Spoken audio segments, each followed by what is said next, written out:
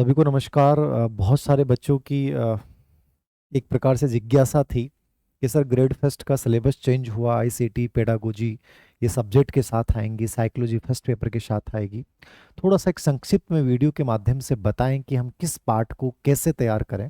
तो मैं थोड़ी सी डिस्कशन करना चाहूँगा क्योंकि आपकी एग्ज़ाम जून में है और कोई भी एक सफल अभ्यर्थी के लिए भीड़ तंत्र में दौड़ने से अपेक्षा इम्पोर्टेंट ये है कि वो पूरे सिलेबस का एनालिसिस करे। वो चाहे वो सब्जेक्ट हो, चाहे वो साइकोलॉजी पेडागोजी हो, चाहे वो फर्स्ट पेपर हो, उसे ये पता चलना चाहिए कि मुझे ये पार्ट बहुत अच्छे से तैयार करना है और इस प्रकार से करना है। जब तक आपके दिमाग में ये समझ नहीं बन पाएगी तो आप एक प्रकार से बंधे हुए गधे की तरह दौड़ते रहो, बोझ ढोते रहो, परिणाम से नहीं आएंगे। परिणाम आने के लिए कहीं ना कहीं आपको माइक्रो मैनेजमेंट जो है आपको करना पड़ता है। तो आज का जो वीडियो है उसमें जो अपन चर्चा कर रहे हैं वो मैं ग्रेड फर्स्ट वाली अपनी जो नई वाली किताब आई है उसके अकॉर्डिंग मैं आपको इंडेक्स के माध्यम से थोड़ा सा समझाऊंगा कि चीज़ें आपको कैसे और क्या देखना है। बड़ी ईमानदारी से देखिएगा इस चीज़ को, बहुत इंपॉर्टेंट चीज़ें हैं और थोड़ा सा यदि ध्यान दे लोगे आप इन चीज़ों के ऊपर तो आराम से हो जाएगा। जैसे जो अपनी इंडेक्स है उसके अकॉर्डिंग मैं समझा रहा हूँ ताकि आपकी चीज़ें समझ में आ जाए। पहली यूनिट जो आपकी है, जो आपके सब्जेक्ट के साथ तीनों यूनिट आती थी, वो फिलहाल जो है वो किसके साथ कर दी गई है, वो आपके फर्स्ट पेपर के साथ कर दी गई। तो अब क्या सर, क्या किन चीजों को आपको देखना है भाई। एक इकाई जो जस्ट थी आपकी वो पूरी की पूरी जो डाल दी गई है, अ, एक सेकंड, पूरी की पूरी जो डाल दी गई है वो किसके साथ डाल दी गई है, आपकी फर्स्ट पेपर के साथ। तो क्या फर्स्ट पेपर में इसका वेटेज कम हो गया? अब वैसे देखा जाए तो पहले जितने प्रश्न आते थे इस फर्स्ट यूनिट से उतने नहीं आएंगे। तो अब आपकी रणनीति क्या होनी चाहिए? जैसे शैक्षिक मनोविज्ञान की अवधारणा है, क्षेत्र कार्य उपयोगिता है, तो इस बिंदु में सीधे आप उन बिंदुओं को पढ़िए जहां से लगातार प्रश्न आ रहे हैं। कहां से आ रहे हैं? शिक्षा मनोविज्ञान का अर्थ के ऊपर प्रश्न मनोविज्ञान वाले पार्ट को छोड़ दें। शिक्षा मनोविज्ञान की प्रकृति, सिर्फ शिक्षा मनोविज्ञान की प्रकृति, शिक्षा मनोविज्ञान की उपयोगिता, शिक्षा मनोविज्ञान का स्कोप, ठीक है ना। स्पेशली इन 4-5 बिंदु को पढ़ें, बाकी पार्ट को छोड़ दें। कहीं ना कहीं आपको स्मार्ट स्ट्रेटेजी बनानी पड़ेगी। यद्यपि मैंने वीडियो में ये चीजें बता दी हैं, जो अपने अवनी एजुकेशन ऐप पे जो भी कोर्स है उनमें बताया है कहां से प्रश्न आता है, उस पार्ट को ढंग से तैयार कर लें।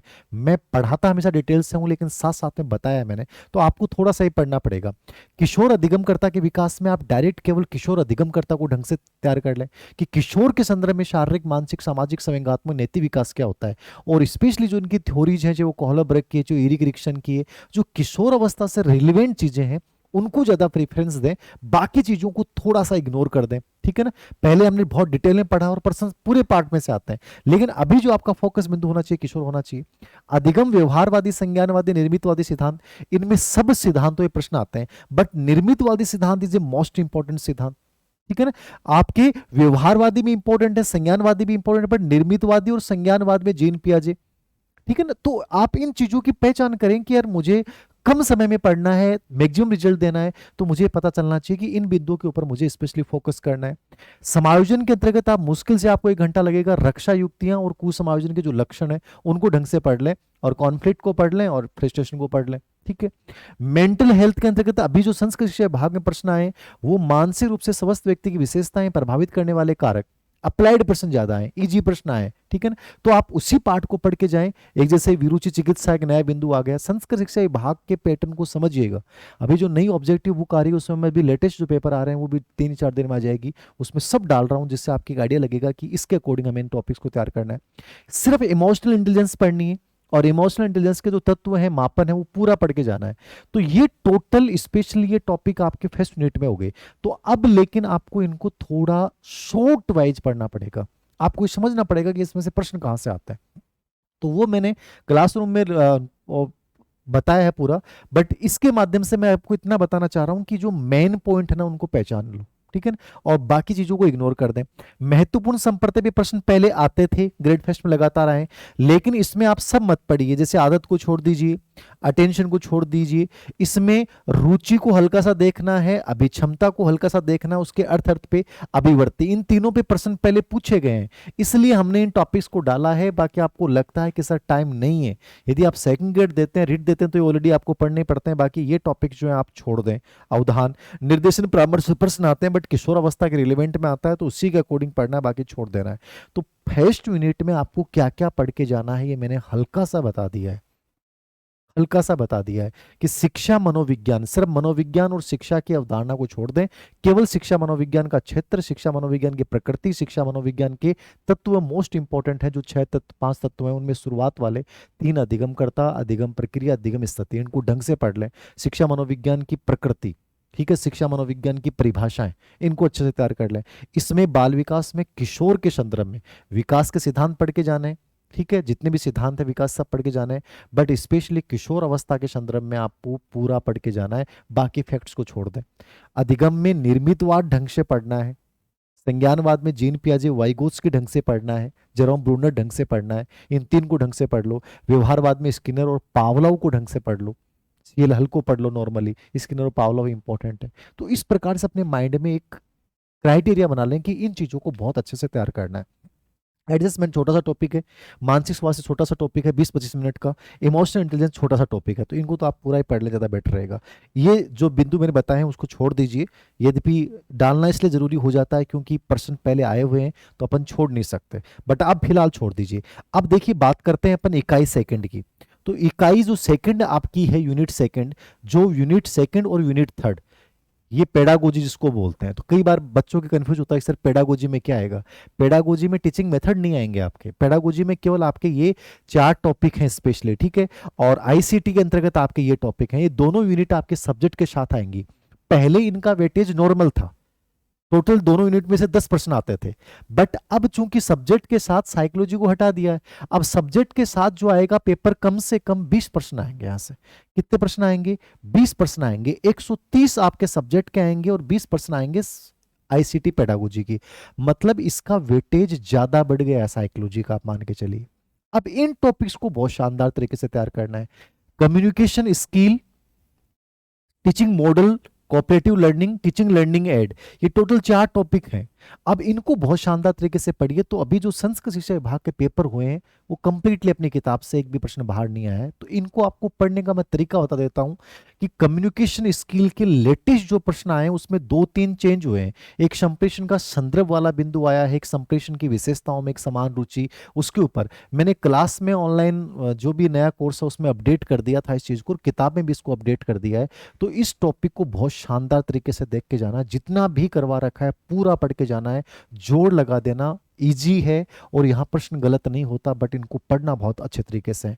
टीचिंग मॉडल, टीचिंग मॉडल में 3 प्रतिमान, पूरा चाहे मत पढ़ना, टीचिंग मॉडल की प्रकृति तत्व विशेषता, लेकिन 3 जो मॉडल हैं, पूछताछ इंक्वायरी मॉडल, आपका कॉन्सेप्ट अटेनमेंट मॉडल और एडवांस ऑर्गेनाइजर मॉडल, इन तीनों को पढ़ लेना। बाकी को चाहे पूरे टॉपिक को छोड़ देना, यद्यपि प्रश्न पूरे टॉपिक से भी आए, लेकिन आप इन 3 प्रतिमान को पूरी स्ट्रक्चर, लक्ष्य, उद्देश्य ढंग से तैयार करना।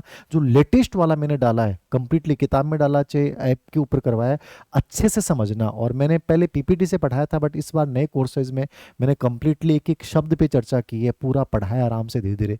तो आप इनको देख लीजिएगा, समझ में आ जाएगा। बहुत इंपॉर्टेंट टॉपिक है। कम से कम 2 या 3 प्रश्न यहां से आएंगे, 2 प्रश्न यहां से आएंगे। कोऑपरेटिव लर्निंग, पहले इजी प्रश्न आते थे, बट आजकल बहुत हार्ड आ रहे हैं। कोऑपरेटिव लर्निंग की टेक्निक्स पे प्रश्न आते हैं।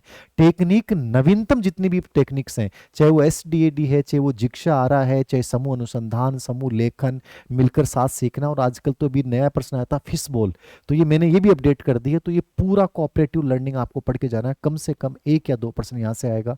टीचिंग लर्निंग एड, इसके ऊपर भी पहले 1 प्रश्न आता था, बट अब चूंकि इसका वेटेज बढ़ गया है तो 2 प्रश्न इसमें से आ सकते हैं। टोटल इस यूनिट में 4 टॉपिक हैं, 4 टॉपिक से आपके सामने 10 प्रश्न आएंगे, यानी 20 नंबर का पार्ट। यानी कम समय में आप इसको तैयार कर सकते हो। सब्जेक्ट सबका अच्छा होगा, बट ये पार्ट जो बच्चा बहुत अच्छे से कर लेगा वो लीड कर जाएगा। तो इन टॉपिक्स को अच्छे से पढ़ना, जैसे मैंने बताया। यूनिट थर्ड, इसमें से 10 प्रश्न आएंगे। कितने नंबर के? 20 नंबर मार्क्स के। टोटल कितना हो गया? 40 नंबर का पार्ट हो गया। और साइकोलॉजी फर्स्ट पेपर में आएगी तो वहां 7 प्रश्न आते हैं, 10 आते हैं, जैसे भी आएंगे, बट वेटेज ज्यादा बढ़ गया, बस वो फर्स्ट यूनिट का वेटेज कम हुआ है, सेकंड और थर्ड का बढ़ गया है। अब इसमें आपको हार्डवेयर, सॉफ्टवेयर और प्रणाली उपागम, ठीक है, हार्डवेयर और सॉफ्टवेयर पे पहले एक प्रश्न आता था, अब हो सकता है 2 प्रश्न आ जाएंगे। और कुछ नहीं है, ये टॉपिक आपका ढंग से समझ लिया ना तो ये हार्डवेयर सॉफ्टवेयर अपने आप ही तैयार हो जाएगा। पढ़ने के तरीके बदलो, टॉपिक को रिलीवेंट कर लो, इजी हो जाएगा। टीचिंग लर्निंग एड जिसने अच्छे से समझ लिया उसके हार्डवेयर सॉफ्टवेयर में जोर ही नहीं आएगा। मैंने बहुत आराम से बताया हार्डवेयर क्या है, हार्डवेयर सॉफ्टवेयर क्या है, किसने वर्गीकरण किया है, दोनों की विशेषताएं क्या होती हैं। बहुत इजी चीजें हैं, समझने की जरूरत है हल्की सी, बाकी इनसे प्रश्न गलत नहीं होते। प्रणाली उपागम is a most important topic, system approach. पहले भी 2 प्रश्न आते थे कम से कम, इस बार मुझे लगता है कम से कम 3 प्रश्न आएंगे। सिस्टम अप्रोच क्या है, इसके तत्व क्या है, इसके सोपान क्या है, जलालुद्दीन के अनुसार प्रणाली उपागम के सोपान क्या है, प्रणाली उपागम की विशेषताएं क्या होती हैं, पूरा पढ़ के जाना है। फिर आपके सिलेबस में डाल रखा है आईसीटी, सीएल, सीएआई, कंप्यूटर के विषय संदर्भ में। 2022 से पहले जो ग्रेड फर्स्ट के पेपर होते थे उसमें कंप्यूटर पे प्रश्न आते थे, कंप्यूटर के input device, output device, computer की लैंग्वेजेज, कंप्यूटर के नेटवर्क। 2022 ग्रेड फर्स्ट में कंप्यूटर से रिलेवेंट आने प्रश्न बंद हो गए। अभी 2024 में संस्कृत विभाग के पेपर हुए हैं, वहां भी कंप्यूटर से रिलेवेंट कोई प्रश्न नहीं पूछा गया है। सिंपल सा आपके सामने एग्जाम पैटर्न उभर के आता है कि जो सिलेबस में पॉइंट है, यानी आपको थोड़ा सा तो पढ़ना है आईसीटी क्या होती है, आईसीटी की फुल फॉर्म क्या है, आईसीटी के उद्देश्य क्या है, आईसीटी की उपयोगिता क्या है, आईसीटी की सीमाएं कमियां क्या है, और आईसीटी के विभिन्न प्रकार के रूप क्या है, जैसे ई लर्निंग, वर्चुअल क्लास, ये थोड़ा सा पढ़ के जाना है। फिर आपको 2 टॉपिक पढ़ने हैं, कंप्यूटर एडेड लर्निंग, कंप्यूटर सहायता प्राप्त अधिगम क्या होता है और इसकी विशेषताएं क्या होती हैं, और सबसे इंपॉर्टेंट है सीएआई, कंप्यूटर सहायता प्राप्त अनुदेशन। ये मोस्ट इंपॉर्टेंट टॉपिक है, इसके ऊपर लगभग 3-4 प्रश्न आए हैं अभी जो संस्कृत विभाग में पेपर हुए हैं, और अब तो चूंकि वेटेज बढ़ गया तो खूब प्रश्न आएंगे, 5 प्रश्न हो सकता है सीआई पे आ जाए। इसके जितने भी रूप हैं, सूचनात्मक अनुदेशन, ट्यूटोरियल अनुदेशन, आपका ड्रिल अभ्यास वाला अनुदेशन, पूरे के पूरे समस्या समाधान के रूप में क्या हो सकता है, अनुरूपण सिमुलेशन के रूप में क्या हो सकता है, इसकी विशेषताएं क्या हैं, इसकी कमियां क्या हैं, ये पूरा पढ़ के जाना है। तो ये दोनों टॉपिक मोस्ट इंपॉर्टेंट, और आईसीटी को हल्का सा पढ़ना है। कंप्यूटर को आप, क्योंकि पिछले दोनों पेपरों में कहीं भी कोई प्रश्न नहीं पूछे गए, हल्का सा देखो तो इनपुट आउटपुट डिवाइस, कंप्यूटर के नेटवर्क, इंटरनेट से संबंधित शब्दावली आप देख सकते हो। मेरा कहने का मतलब है कि ये पार्ट जो सब्जेक्ट के साथ आएगा उसका वेटेज ज्यादा बढ़ गया है, 20 प्रश्न आएंगे। और जो फर्स्ट यूनिट है वो साइकोलॉजी फर्स्ट पेपर में चली गई है, तो अब फर्स्ट पेपर ज्यादा हार्ड हो गया है साइकोलॉजी के जाने से। वहां आपका 40% स्कोर करने में मनोविज्ञान बड़ी बाधा बन जाएगा, क्योंकि साइकोलॉजी के पर्सन थोड़ी सी भाषा अच्छी आती है, अप्लाइड आ जाते हैं। तो कहीं ना कहीं साइकोलॉजी को आपको थोड़ा सा सिस्टमेटिक तरीके से पढ़ना पड़ेगा। इस पार्ट का तो बहुत आसान चीज़ें हैं, आराम से पढ़ सकते हो, फैक्चुअल प्रश्न आते हैं, बस समझना है कि कहाँ से क्या प्रश्न आता है। और उसमें जो है आपको सिलेक्टेड पढ़ना पड़ेगा, सब कुछ चीज़ें आपको नहीं पढ़नी। ये मेरे कोडिंग वीडियो कहीं ना कहीं आपके लिए हेल्पफुल रहेगा कि क्या चीज़ें आपको कैसे देखनी है। Thank you.